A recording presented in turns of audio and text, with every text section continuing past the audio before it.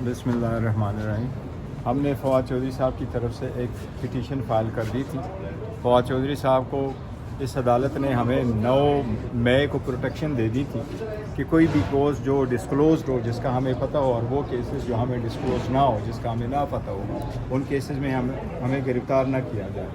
फवाद चौधरी साहब को 11 तारीख को गिरफ़्तार किया गया था। 10 तारीख को एक ऑर्डर हुआ था MPO के तहत, उसको भी इस अदालत में हमने चैलेंज कर दिया था। आज उस पर फैसला हो गया और अदालत ने ये होल्ड कर दिया था कि चूँकि इस कोर्ट ने प्रोटेक्शन दे दी थी रिट पिटीशन नंबर 1569 में 9 तारीख को, वो ऑर्डर होल्ड करता है, लिहाजा उस ऑर्डर के होते हुए उसको अरेस्ट नहीं किया जा सकता। अब उस ऑर्डर के आने के बाद अदालत ने डायरेक्ट कर लिया था कि उसको रिलीज़ किया जाए।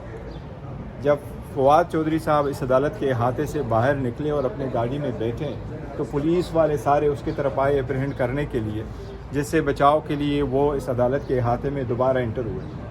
आज मैंने एक और पिटीशन फाइल की उसके साथ ही, और अदालत के सामने हमने ये रख लिया कि जितने FIR हमारे नॉलेज में अगर है तो हमें प्रोटेक्शन हासिल है। मैं कोर्ट में जा चुका हूँ। हमारा फंडामेंटल राइट्स है कि हमें हरास न किया जाए, हमें तंग न किया जाए, हमारे साथ गैर आईनी गैर कानूनी सलूक न किया जाए, और हम अदालतों में जाके प्रोटेक्ट करना चाहते हैं अपने आप को, लेकिन ये हमें डिस्क्लोज़ नहीं करते।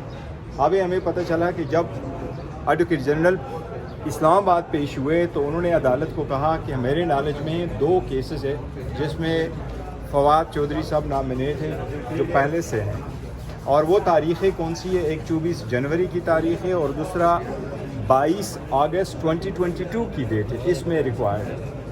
उसका भी हमने तस्करा किया, अदालत के सामने आज सेम डे के लिए लगा। अभी चंद मिनट्स पहले अदालत जस्टिस हसन औरंगज़ेब साहब के सामने उसकी सुनवाई हुई।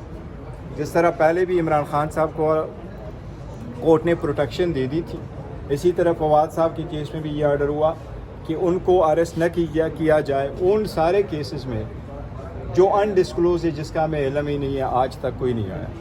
अब अदालत ने वो प्रोटेक्शन हमें दी है, 2 दिन की प्रोटेक्शन दी। आप मुताल्लिका अदालतों से अपने लिए प्रोटेक्शन सीख करें, तब तक वो अरेस्ट नहीं होंगे। अब उसकी पेश नज़र कि जब वो निकलते हैं तो अरेस्ट हो जाते हैं, तो अदालत ने ये भी ऑर्डर कर लिया कि इस ऑर्डर की copy special messenger inspector general of police ICT पे सर्व किया जाए।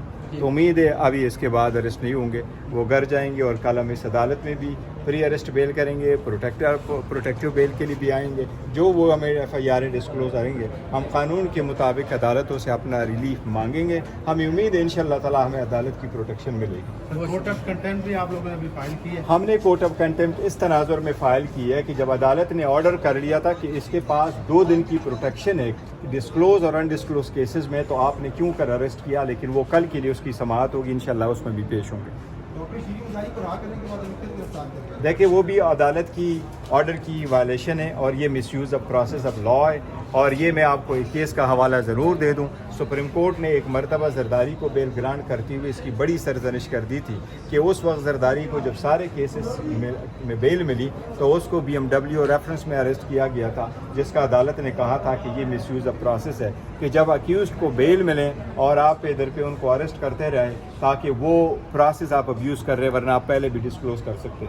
मौजूदा दौर में तो बड़ा ही अब्यूज़ हुआ है, लेकिन इंशाअल्लाह ताला हमें प्रोटेक्शन अदालतों की तरफ से हमारा ड्यू राइट है, हमें मिलेगा। तो ये आइंदा भी इस तरह के मामला चलते रहेंगे सर? उम्मीद है इंशाअल्लाह ताला नहीं चलेंगे, अल्लाह करे ये कंक्लूड ही हो जाए, सारा कुछ बेहतरी की तरफ चल पड़े। अगर कॉमन सेंस प्रिवेल करता है तो लोग बड़े सफ़र हो गए, सारा कुछ बहुत ज़्यादा हो गया।